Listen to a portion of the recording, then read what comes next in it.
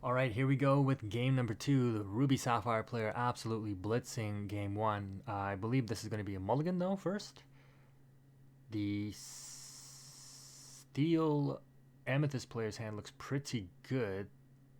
I'm assuming the cards he's putting down are the cards he's keeping because he put down his Smee and the Double Diablo. So I'm pretty sure you definitely keep those. The Crab, yeah, the Goats you want to see later. The Crab doesn't really have too much value in this matchup, unfortunately. So you keep three, mulligan four. After Scott sees what his opponent mulligans, he's going to opt to go for five.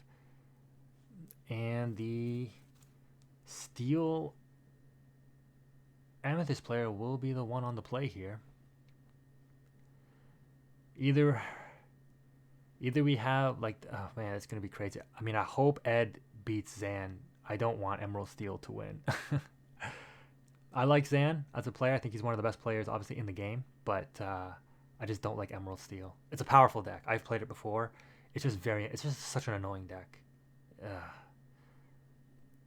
But it was really underrepresented here at the North American Championships. So if Zan is able to convert into a championship win with it, that'd be very interesting. Starts off with a Diablo on one. I like both these players. They both play fast. I'm a fan. I am a fan of the fast gameplay. I think either of these matchups though into Zan's Emerald Steel would be decent. Like it's not like an Emerald Steel complete blowout like it was for Zan against the Emerald Amethyst player. Not any fault of the player. It's just a really bad matchup for Emerald Amethyst. Turn one, Ink Dragon play Popsicle. Pretty good. Patrick here inking the Elsa. Again, limited value in this matchup. Not useless, but not as good as it is in other matchups here. And playing out a Smee. So getting a very nice curve here into some good questers. A Diablo that replaces itself. He has the one. This is Scott the player that was playing one of Queen of Hearts. He's got it in both game one and game two. And Queen of Hearts here is actually a pretty good option. It's such a good conversion for gaining back tempo, and maybe that's why he didn't opt to do it early in game one because he was on the play. But on the draw here, like the Queen of Hearts can easily stop the Diablo questing, and then positively trade into the Smee. So it'll force his opponent to have the answer, and his opponent can't hard cast the strength because he needs two characters. So the Queen of Hearts single-handedly here, and this is why I talk about using Queen of Hearts in my Ruby Sapphire build. The Queen of Hearts single-handedly here stops the basically spellbook Diablo because it's just turning sideways every turn for free, and then it draws when it's gone. And now it checks the Smee to say if you want to quest with your Smee, you better have a bounce with it. Callon and Diablo here is fine. He might not even opt to quest with the Smee because that's how bad this trade out is going to be. Yeah, he doesn't quest with the Smee. Look at what the Queen of Hearts did there. I'm telling you, man, the Queen of Hearts and Ruby Sapphire to check these aggro steel decks, it's such a good because of this interaction right here of being able to take out the Smee. Now, to be fair, Kurt Spice putting in the John Silver, the 3-cost John Silver that prevents the challenge, is actually a direct counter to the Queen of Hearts. So that's actually crazy. So if the Amethyst Steel player was playing the John Silver, that would be a direct counter to the Queen of Hearts, making the Smee able to quest, and the Queen of Hearts can't even challenge, but then the Smee wouldn't even take the damage anyways. So really crazy. The small Sisu comes in here, takes out the Diablo, again just preventing that quest. Gets the draw off of it, so not bad. And yeah, has to deal with this Callon and the Mr. Smee. Now the Callon is obviously a great answer to the Queen of Hearts as well, but the issue is, I mean, the Queen of Hearts will banish itself when it challenges the Smee, so it doesn't even have to worry about getting traded out by the Callon. So another reason why it's a good interaction for the Sapphire Ruby player. Yeah, it's a really good check. Like, look at how like you just shut down a lot of their clock. You surprised them with the Diablo not being able to quest anymore because they thought they were going to be able to quest more with it because there was nothing on the board, and then you also slowed down the Smee. That opening interaction of what the Queen of Hearts did there might be enough for the Ruby Sapphire player to win the game because of that tempo swing. So we gained one lore off of the goats, so he went to 2, and then quest with Callon, go to 3, and then quest with Smee, go to 5. So let's see what is going to be opted to be done here. I think he has to ink that dragon and play that Hiram. I mean, and then you can always sing the how far all goes with the Hiram after, so it's not that bad. But it depends on what you draw, obviously. Visions and another Hiram. Not bad. Of course, the queen will trade into the Smee here. Really good value off of that Queen of Hearts. Insane. And then quest with the Sisu and pass. The ice block. Okay, so next turn you go. Well, I mean, it depends on what you draw. Depends on what the opposing player does too. But developing that ice block next turn to. Actually, yeah, the goat here makes it kind of awkward.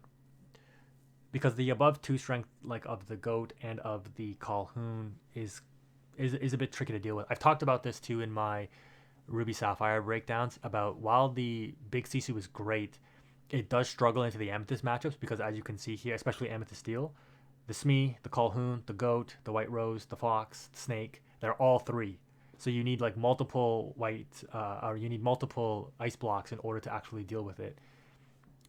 Not fearing the Maui, just turning the stuff sideways and passing the turn.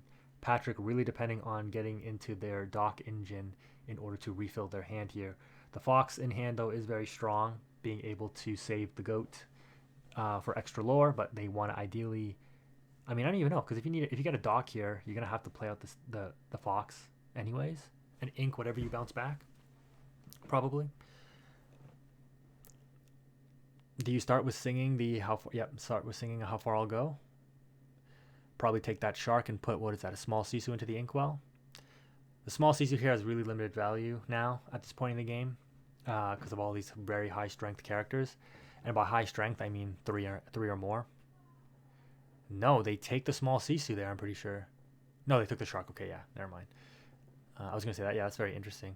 The ice block, like you could like so he did not ink for turn yet. I don't think you want to ink the visions. You might. What is he doing? He's not playing. Okay, I thought he was gonna play the other hero. He's gonna go double ramp here. Yeah, the ice block. The ice block goes really hard in this matchup. He knows his opponent's on 1 card. He's gonna ink the Hiram and play out an ice block, setting up for a big Sisu wipe on 2 characters that he's gonna be able to ice block down. The issue, man, this is actually dicey for the Ruby Sapphire player because these Calhouns will, and you just inked your other Hiram.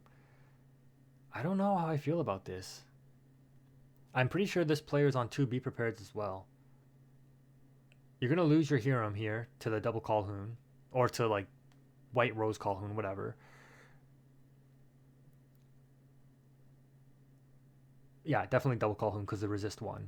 So Calhouns take 0 damage. You gain 2, you go to 10.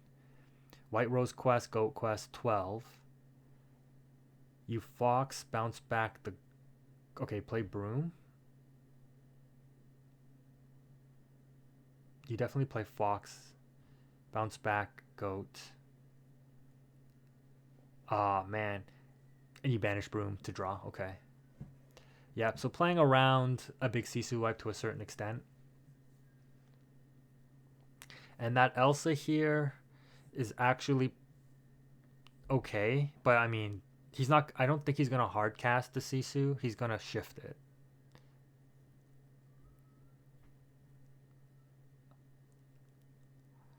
Because he's gonna need to play an ice block. He probably weakens the double Calhoun. Like he weakens each Calhoun with 1 ice block each. Because you value taking out both of those on the shift. And then you have the Brawl as backup with the double ice blocks. Like, this setup is so hard to break. The ice blocks are so good. Trade into the White Rose, just slowing the opponent down. They're on 2 cards, but they do have that Goat in hand. Do you ink the Grandma here? And play for the Visions next turn? Because next turn you can go Shark Visions. But your clock is your clock is extremely slow. I don't even think the Fox trades out the Sisu. I think the Fox just quests and you play the Goat.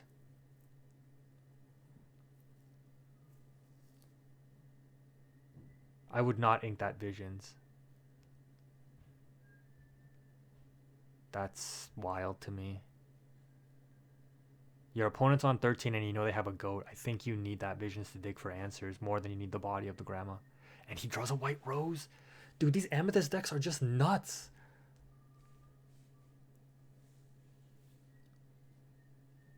You definitely just play out goat here, right? I mean, you got to put your opponent on probably having a brawl. You haven't seen them ink one yet. They've got 4 cards in hand, 3 cards in hand. And they went through 2 how far all goes. And if they ink a visions, that's got to tell you they've got to have answers in their hand already, right? That's a good telegraph to say, like, you got like a Maldragon, you've got a brawl, you got another big C, so you got some kind of big removal. You might even have a be prepared. So I think it's the only question is, do you play the white rose or do you play the goat here? I think you're more happy seeing the goat leave with a double ice block brawl than you are with the white rose, because it gains you the lore. I don't know. Because normally you would want to obviously lose the white rose over the goat, but because you're so close to finishing up the game, you actually ink that Elsa. Okay. Dude, what? He draws another brawl? Holy moly, so he's got answers. But you, like, okay, so you're gonna go grandma instead of visions here, right?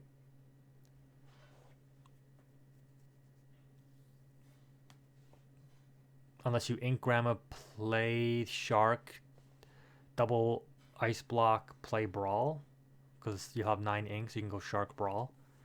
I don't know, there's a couple of lines you can do. I would value digging for answers because your opponent is very close to closing out the game. Yeah, so he ends up inking the grandma anyways, and he's gonna go for the shark brawl play. But now you're like limiting yourself, right? Like, I don't know, man. I think keeping that visions was better. And then yeah, you're forced to trade because you got to slow your opponent down. What's crazy here is, in hindsight now, actually losing that goat is worse. He drew Doc off the top. There's no way, dude.